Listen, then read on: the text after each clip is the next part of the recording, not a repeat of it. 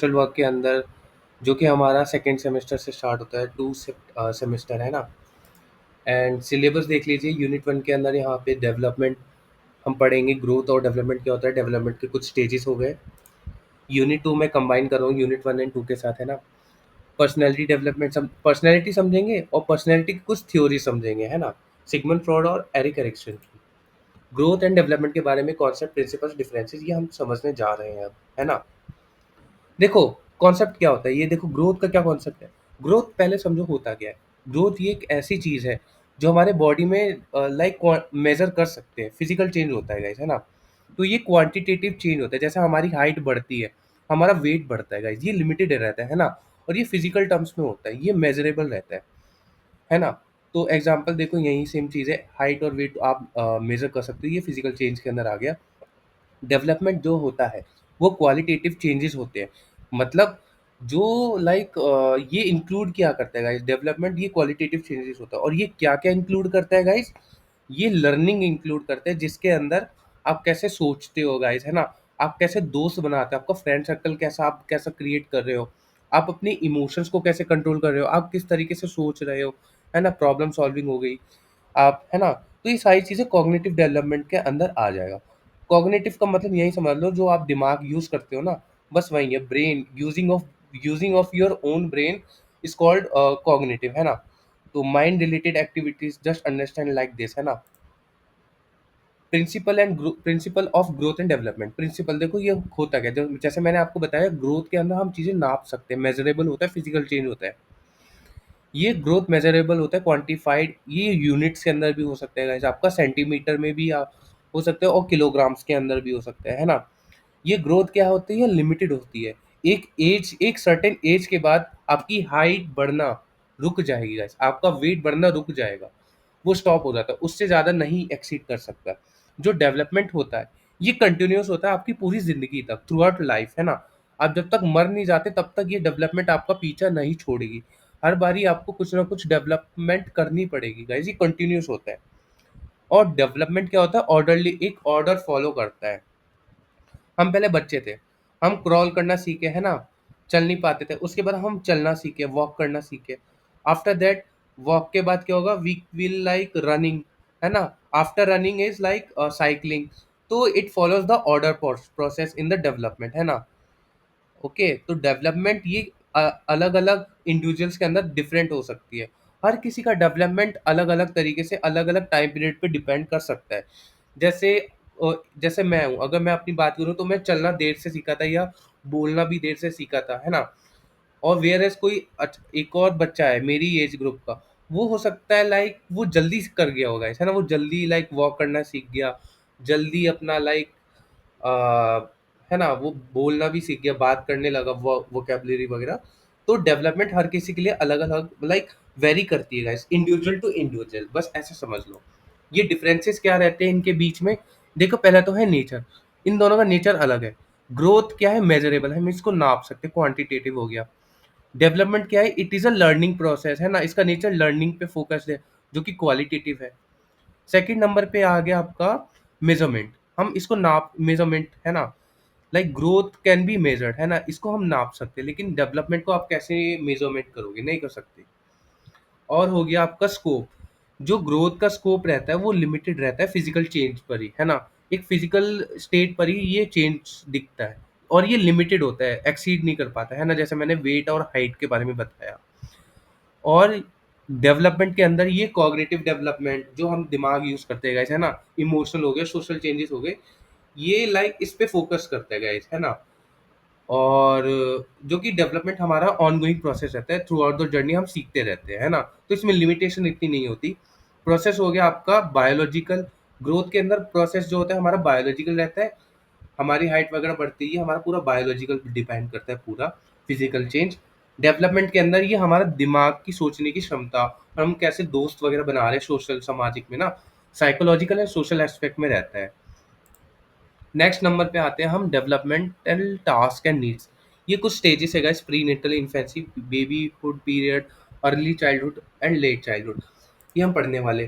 Pre natal का मतलब ये होता है गाइस, जो हमारे स्टार्टिंग होती है, एक फाउंडेशन होती है ह्यूमन डेवलपमेंट की, जब हम पैदा भी नहीं हुए तो, है ना गाइस, तो उससे पहले भी हम आ चुके थे, लाइक बिफोर बर्थ की बात हो रही है ना?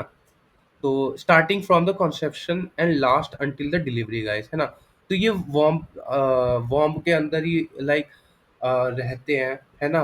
बिफोर द बर्थ आप ऐसे ही समझिए। तो ये थोड़ा सा क्रूशियल फेज होता है क्योंकि यहाँ पे फाउंडेशन होती है आपकी गाइस, है ना?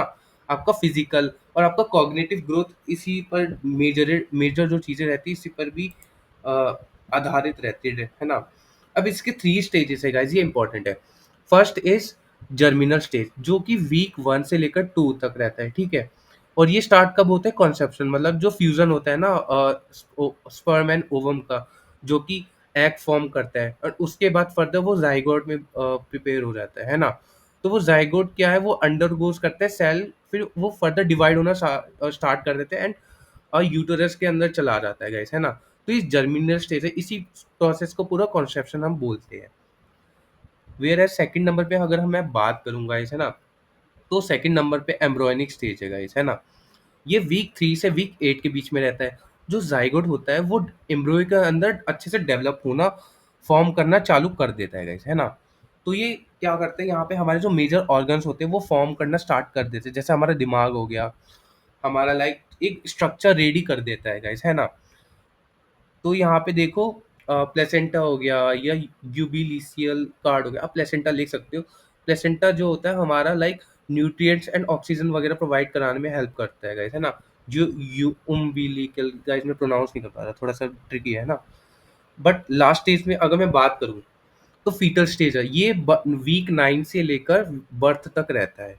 इसका मतलब आपका जो एम्ब्रॉय है वो फीटस में पूरा कन्वर्ट हो जाता है, वो पूरा बेबी रेडी है, उसके जितने भी ऑर्गन्स है वो फॉर्म हो चुके हैं गाइस, उसका ब्रेन, उसका फिजिकल स्ट्रक्चर, वो सारी चीज़ें डेवलप हो चुकी है ना? और वो एक्सेलरेट करता है गाइस, है ना, डेवलपमेंट में।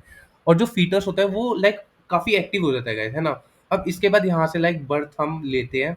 अब इसके बाद जो सेकंड स्टेज आती है वो होता है इन्फेंसी, जब हम बहुत छोटे बच्चे होते हैं ना, ये लास्ट करता है, ये देखो स्टार्ट होता है human development from birth to around 2 years of age. ये भी क्रूशियल होता है, क्यों? क्योंकि इसमें जब हम देखो बर्थ लेने के बाद हमें काफ़ी सारी चीज़ें सीखनी होती है, फिजिकल चेंज होता है, cognitive development, emotional growth guys, है ना?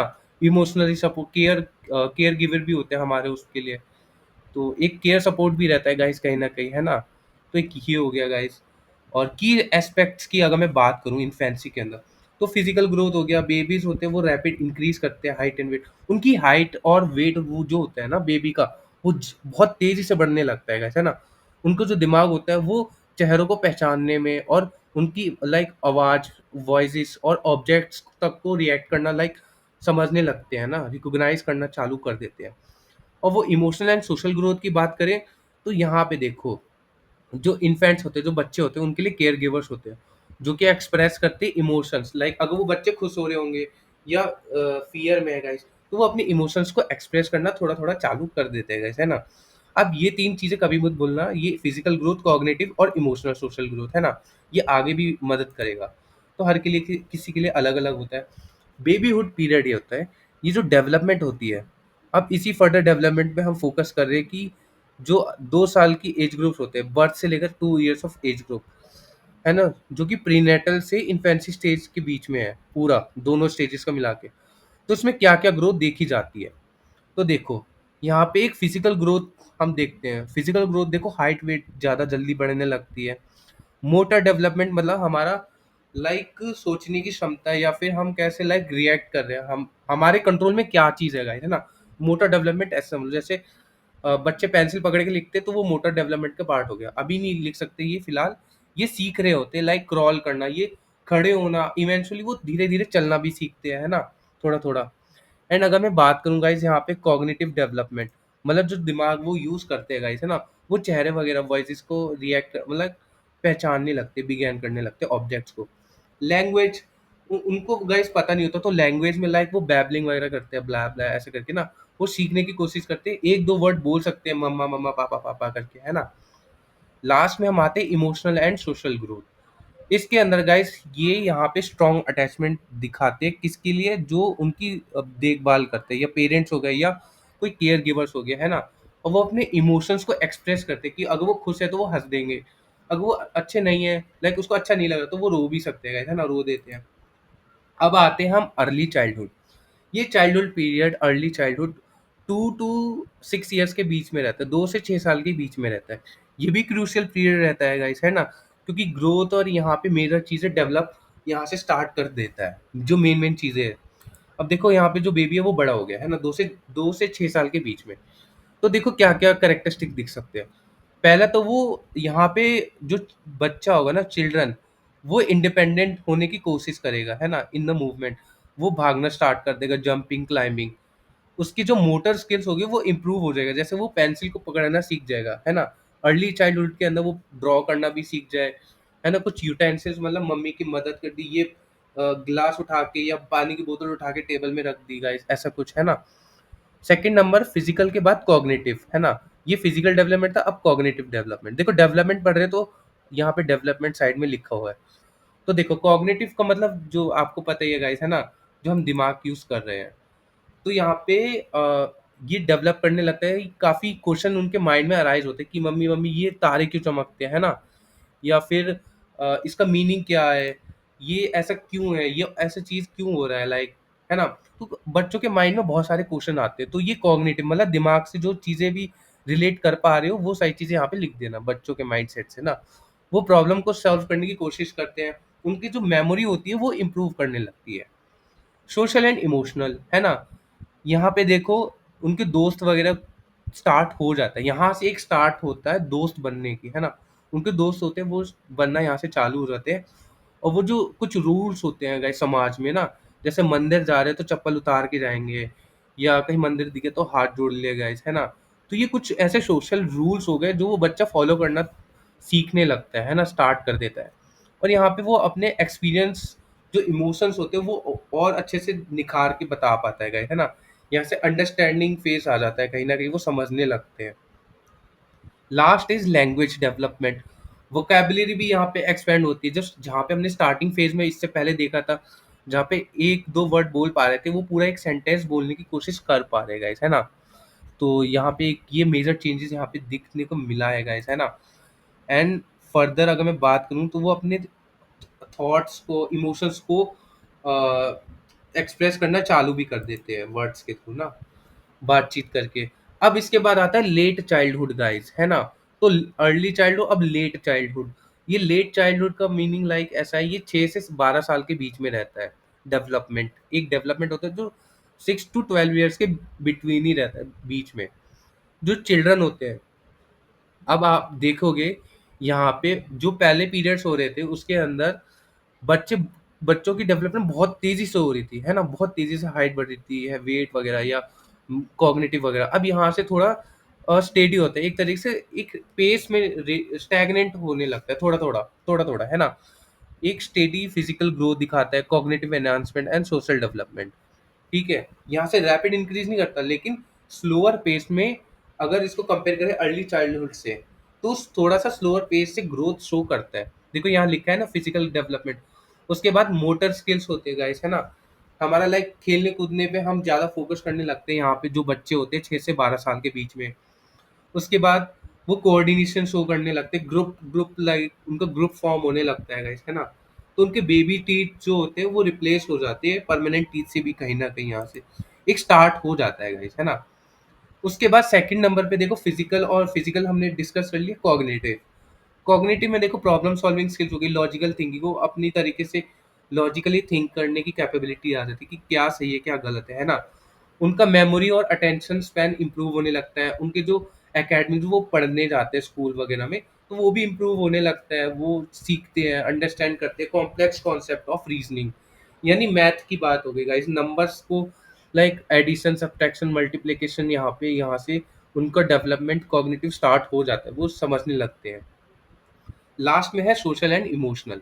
इसका मतलब जो हमारा पीयर रिलेशनशिप रहता है, हमारा जो ग्रुप बना है, जैसे अच्छा ग्रुप क्रिएट किया है, पीयर रिलेशनशिप दोस्त वगैरह का, है ना, यहाँ पे स्टार्ट हो जाता है सोशली। एंड रिस्पॉन्सिबिलिटीज कहीं ना कहीं लेने की कोशिश करते हैं at this point of time. जो चिल्ड्रन होते हैं वो अपने खुद के ओपिनियन फॉर्म करते हैं सोशल एंड इमोशनल डेवलपमेंट के अंदर, और वो इंडिपेंडेंस लाइक खुद की लाइक रिस्पॉन्सिबिलिटी कहीं ना कहीं लेना चालू कर देते हैं, है ना।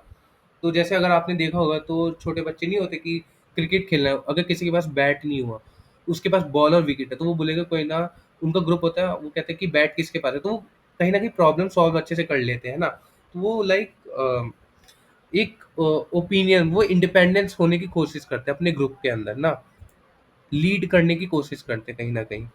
तो अब नेक्स्ट आता है एडोलेसेंस, एडल्टहुड और ओल्ड एज। ये 3 भी इम्पोर्टेंट है गाइस। एडोलेसेंस, जो हमारा एडोलेसेंट और एडोलेसेंस है ना, ठीक है।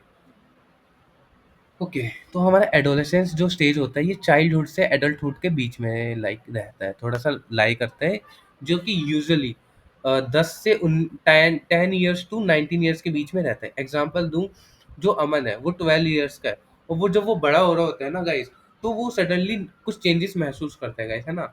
जस्ट लाइक जैसे उसकी आवाज़ डीप होना चालू हो गया गाइस, है ना? वो थोड़ी-सी भारी हो गई आवाज़, है ना? वो अपनी बॉडी में कुछ चेंजेस महसूस करता है, लाइक मूंछें वगैरह आ जाती है गाइस, है ना? दाढ़ी वगैरह, या बाल जल्दी से बढ़ रहे हैं।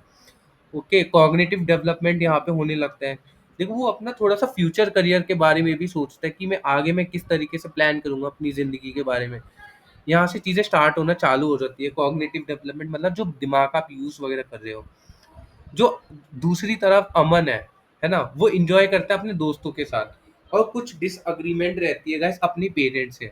तो यहाँ पे सोशली, लाइक अपने दोस्तों के प्रति थोड़ा-सा झुकाव ज़्यादा हो जाता है। मतलब खेल-कूद में फ़ोकस ज़्यादा हो जाता है, अपने फ्रेंड सर्कल में लाइक फ़ोकस ज़्यादा हो जाता है कंपेयर टू पेरेंट्स वाला पार्ट, है ना? पेरेंट्स के साथ उनका थोड़ा डिसएग्रीमेंट रह सकता है। तो ये सोशली और इमोशनली ग्रोथ होता है थोड़ा-थोड़ा। एडोलेसेंट हो गया, अब एडल्टहुड की बात करते हैं। ये एडल्टहुड जो रहता है, ये बेसिकली आपका बिगिन करता है एडोलेसेंस के बाद, और ये अराउंड करता है 20 साल से, और ये कंटिन्यू रहता है मिडल और लेट एडल्टहुड तक। तो आप ऐसे करके लिख देना, एडल्टहुड ये टाइम रहता है यहाँ पे ग्रोथ करने का। आप लाइक अपनी ग्रोथ पे फोकस करते हो, रिस्पॉन्सिबिलिटी, सेल्फ डिस्कवरी, ये सारी चीज़ें। आप एग्जाम्पल में देखो, अर्ली मिडल एडल्टहुड और लेट एडल्टहुड लिख देना।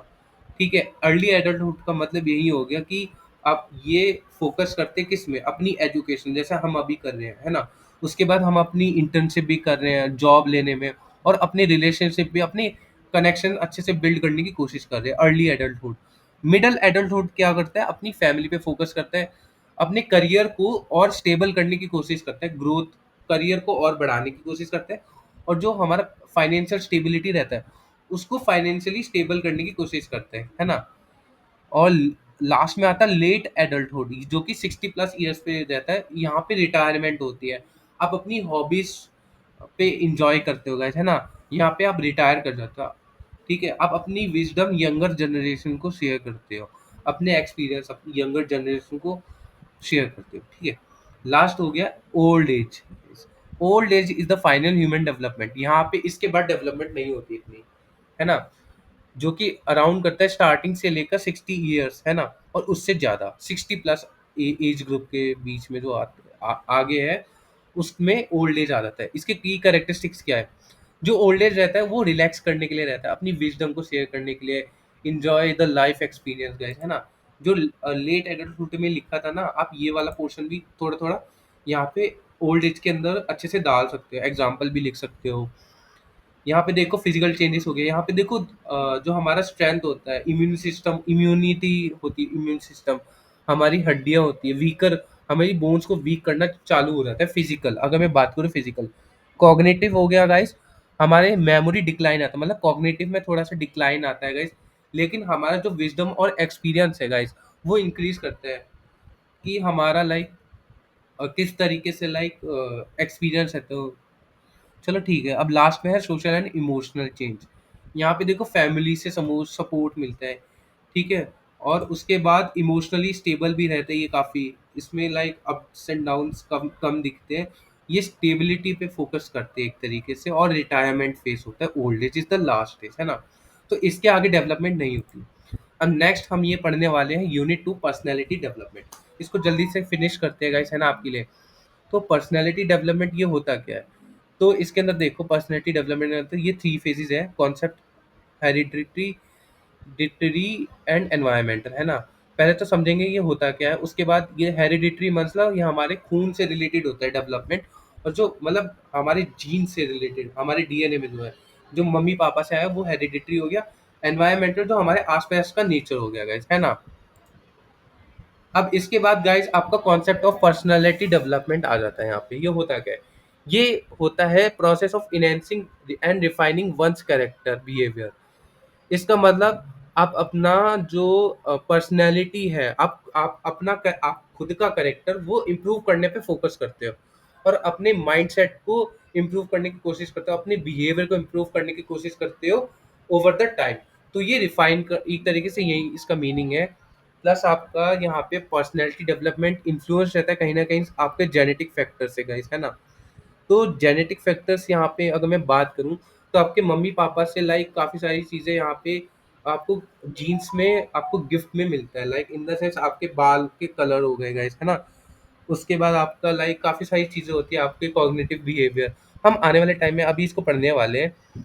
तो यहाँ पे देखो सोशल इंटरेक्शन हो गया, एनवायरनमेंट हो गया। एग्जांपल देखो, एक एलेक्स है, एलेक्स नाम का पर्सन है जो कि अवॉइड करता है, हर जो अपॉर्चुनिटी उसे मिलती है वो अवॉइड करता है ना।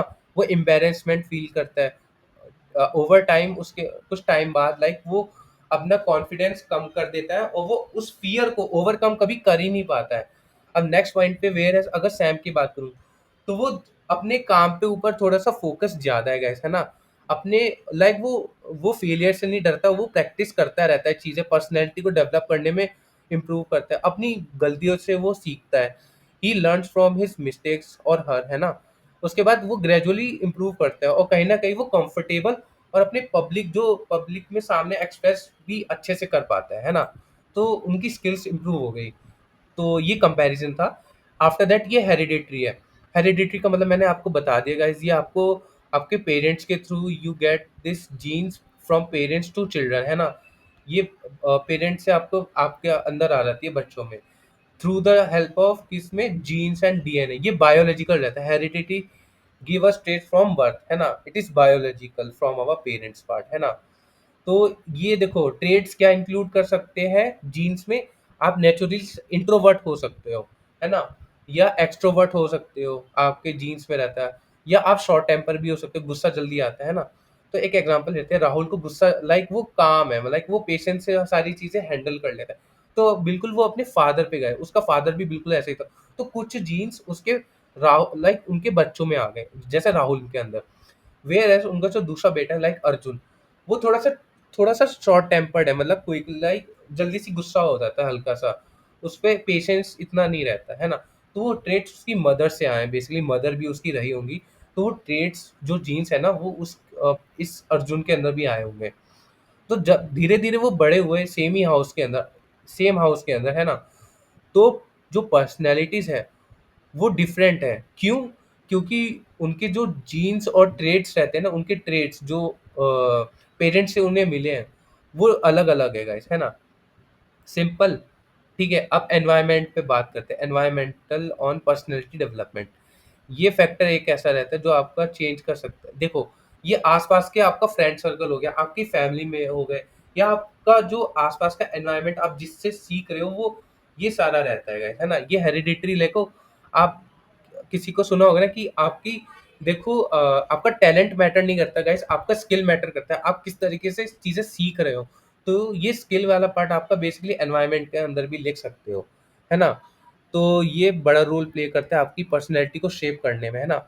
आपकी पर्सनैलिटी को चेंज भी कर सकते हैं बहुत पॉजिटिव वे में भी, है ना। आपके सराउंडिंग हो गया, एक्सपीरियंस हो गया, इंटरेक्शन हो गया गाइस, है ना।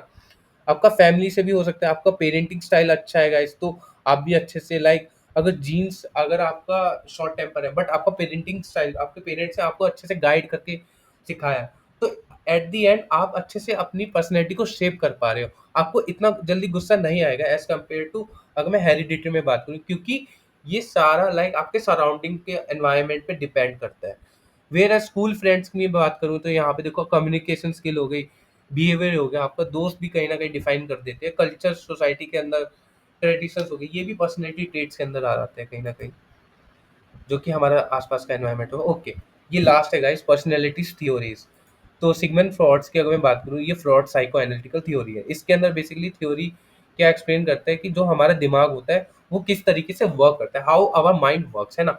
एंड ये 3 पार्ट्स के अंदर डिवाइडेड है बेसिकली, जो कि सिगमंड फ्रॉड बिलीव करता है हमारा अनकॉन्शियस माइंड कहीं न कहीं ऐसी मेमोरीज़ को होल्ड करता है, ऐसी डिज़ायर्स को होल्ड करते हैं जो कि हमारे बिहेवियर से इन्फ्लुएंस रहता है। मतलब जो वो चीज़ हमारा लाइक वो चीज़ हमारे बिहेवियर में भी दिखती है कहीं न कहीं, है ना? कुछ ऐसी यादें, कुछ ऐसी मेमोरीज़ या कुछ ऐसी इच्छाएँ हम ऐसी होती है माइंड के अंदर जो हमारे बिहेवियर में भी कहीं-कहीं रिफ्लेक्ट हो जाता है गाइस, ओके? तो उसने ड्रीम एनालिसिस की टेक्निक्स को भी यूज़ किया था गाइस, ये फिलहाल अभी इतना ज़रूरी नहीं है। आप कर सकते हो गाइस, कोई दिक्कत नहीं होगी वैसे तो। 3 पार्ट्स की हम बात कर लेते हैं साइको एनालिटिकल थ्योरी। तो यहाँ पे इड, ईगो, सुपर ईगो है।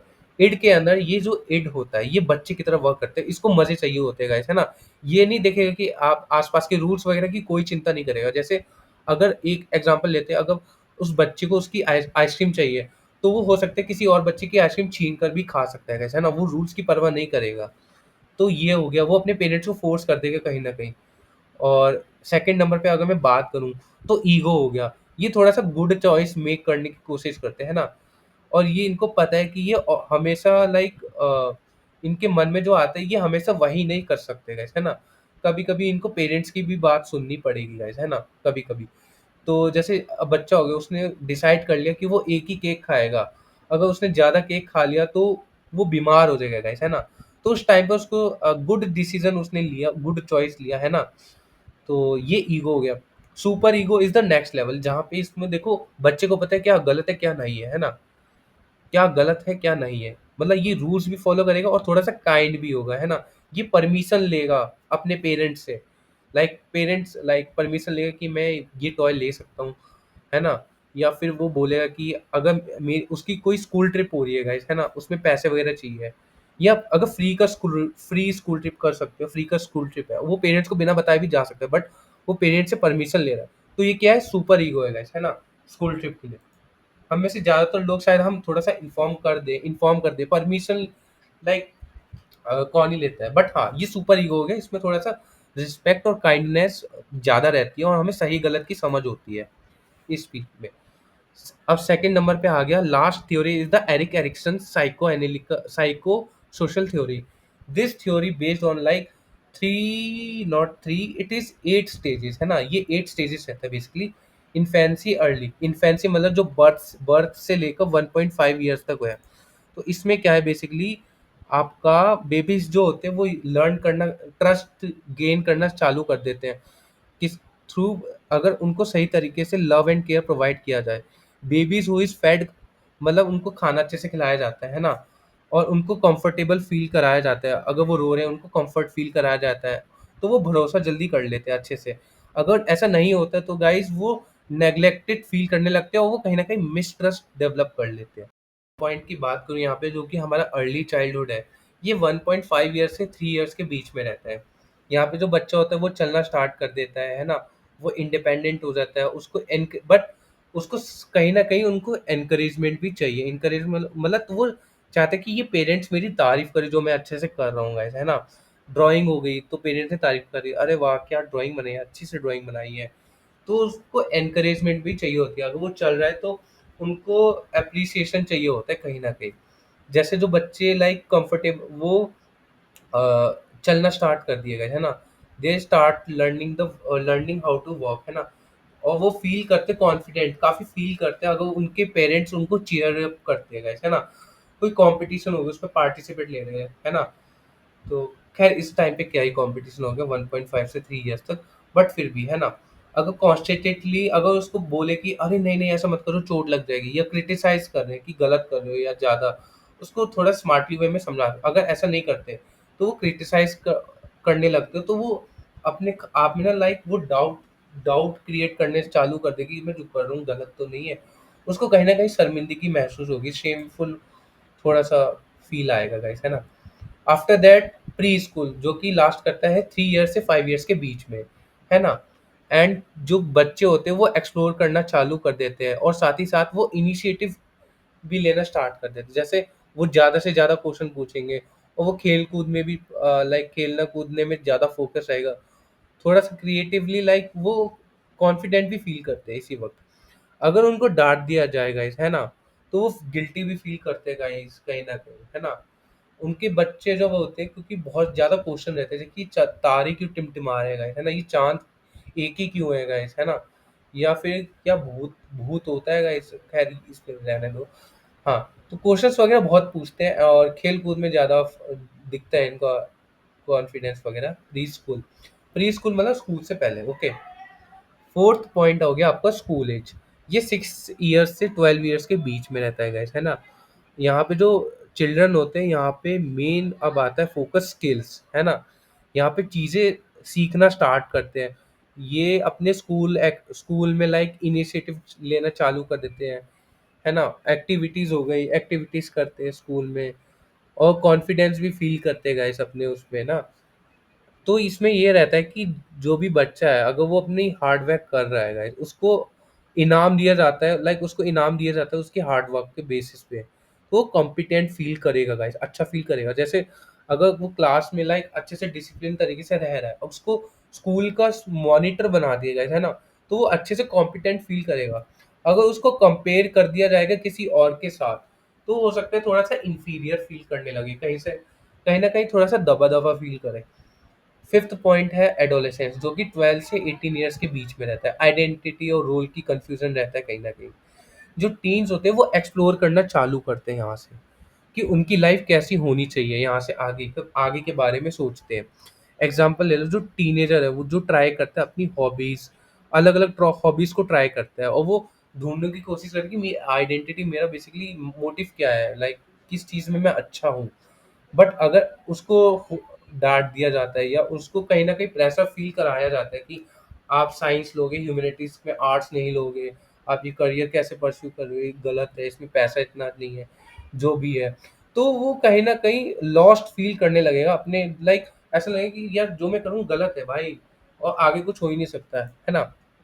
ऐसी फीलिंग आ जाती है एडोलेसेंस में। वेयर एज जो यंग एडल्ट होते हैं 18 से 40 ईयर्स के बीच में, बिटवीन 18 टू 40 ईयर्स, वो सीख करते रिलेशनशिप, मतलब उनके वो अपने पार्टनर के प्रति लाइक रिलेशनशिप बॉन्ड ज़्यादा दिखाते हैं। मतलब ये एक तरीके का लाइक कॉन्सेप्शन पीरियड ही आप समझ लो एक तरीके से, है ना। लाइक जितना अच्छा रिलेशन आपके पार्टनर या पार्टनर के साथ रहेगा, या दोस्तों के साथ अच्छे से रहेगा फ्रेंड सर्कल में, उतना ही अच्छा आप समाज में अच्छा दिखने की कोशिश करोगे, है ना। बट अगर ऐसा नहीं रहता, तो आप कहीं ना कहीं अपनी लाइफ में भी स्ट्रगल करोगे, है ना, और आइसोलेटेड फील करोगे, है ना, अकेलापन रहेगा। सेवन्थ पे है, at seventh like middle adulthood. ये मिडल एडल्टहुड है, ये 40 से 65 ईयर्स के बीच में लाई करता है guys, है ना।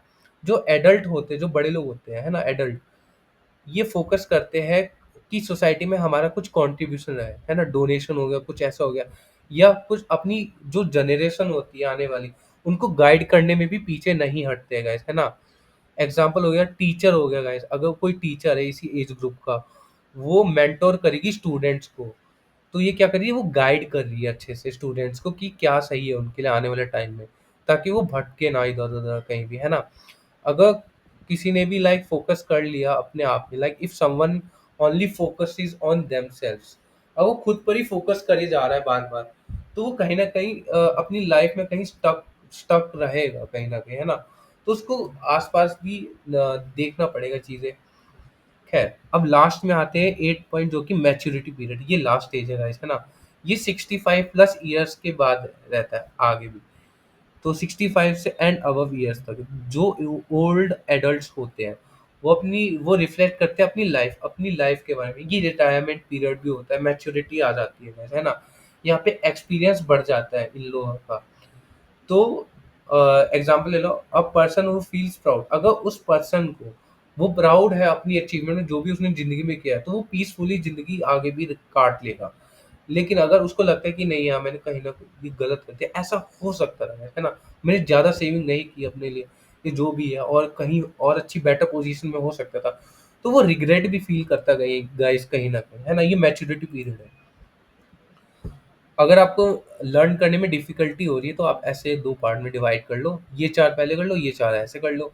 Infancy to school age, adolescence to maturity, देखो यहाँ पे इन्फेंसी देखो बर्थ से लेकर 1.5, ये 1.5 अगर आप ध्यान से देखोगे ये सेम, ये यहाँ से स्टार्ट हो रहा है 1.5 से 3 इयर्स, है ना। और 3 इयर्स वाला जो अर्ली चाइल्डहुड का पीरियड है लास्ट वाला, वो 3 इयर्स इधर प्री स्कूल में है। बट जो लास्ट में जो 5 इयर्स तक जो लाई करते हैं ना, 5 इयर्स के बाद अगर आप सोचोगे यहाँ पे 5 क्यों नहीं लिखा, तो यहाँ पे देखो ऐसे ही है गाइस, क्योंकि देखो स्कूल एज के अंदर 6 से 12 इयर्स के बीच ही रहता है ना।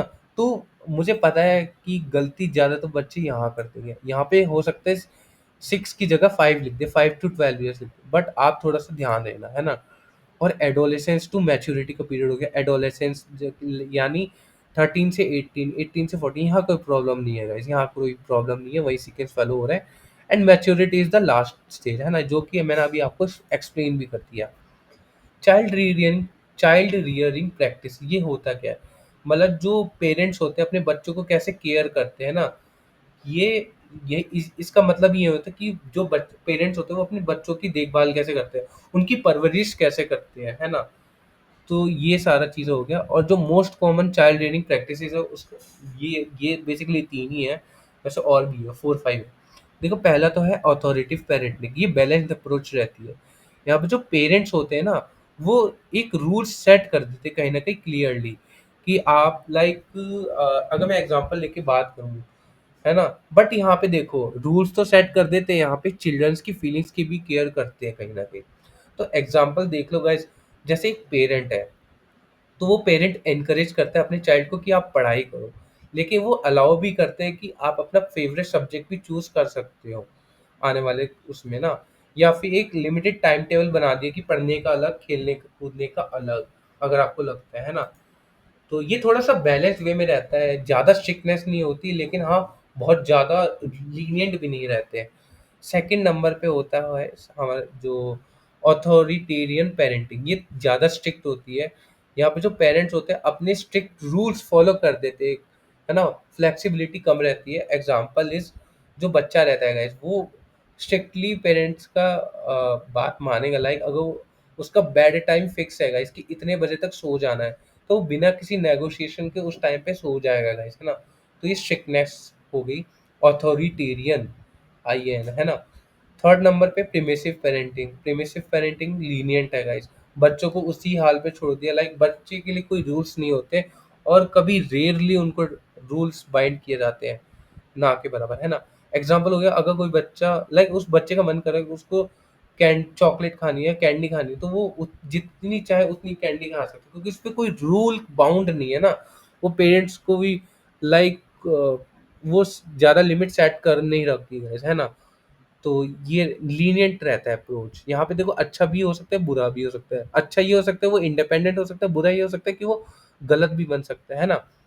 फोर्थ नंबर पे अनइन्वॉल्व्ड पेरेंटिंग है, ये मिनिमल गाइडेंस होती है, इसमें गाइडेंस इतनी नहीं होती, लेकिन इंडिपेंडेंस खुद से रहती है बच्चे में। जैसे अगर हॉस्टल में कहीं बच्चे को छोड़ दिया, या किसी केयर गिवर को रख दिया, पेरेंट्स अवेलेबल नहीं है, वो वर्किंग है ना, तो ऐसे केसेस में ज़्यादातर जो डिसीजन होते हैं वो बच्चा ही लेता है गाइस, है ना, चाइल्ड लेता है, और अपना लाइक पेरेंटल एडवाइस इतना सीख नहीं करता, बहुत कम करता है गाइस, है ना।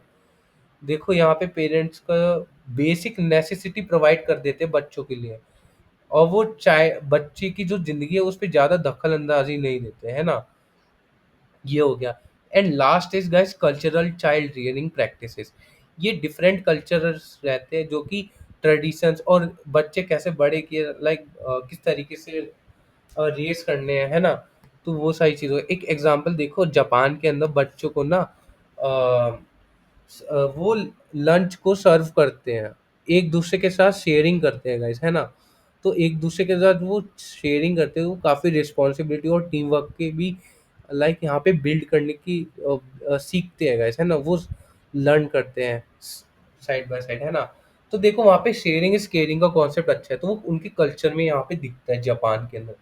एंड उम्मीद है गाइस आपको वीडियो अच्छी लगी होगी, अच्छी लगी तो प्लीज़ लाइक कर देना, है ना, और सब्सक्राइब तो कर ही रखा होगा आई गेस, नहीं किया तो कर